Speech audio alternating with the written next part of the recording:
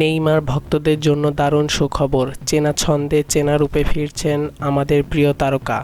Brasilia সিরিয়ে লিগে Vasco da গামাকে 2-1 গোলে হারিয়ে সান্তোস, আর জয়ের মূল নায়ক সেই নেইমার জুনিয়র। ম্যাচের 25 মিনিটেই ডেডলক ভাঙেন নেইমার, দারুণ এক ফিনিশিংয়ে গোল করেই ছুটে যান কর্নারের ফ্ল্যাগের দিকে। এরপর মেতে ওঠেন ভিনিসিয়াস জুনিয়রের সেই আইকনিক নাচের উদযাপন। গ্যালারি তখন নেইমারের বন্দনায় মুখর।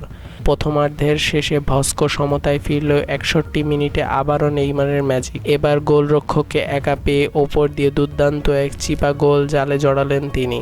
প্রমাণ করলেন form is temporary, class is permanent. নেইমারের এই জোড়া গোলের সুবাদে রেলিগেশন জোন থেকে পয়েন্ট টেবিলের 13 নম্বরে উঠে এলো সান্তোস।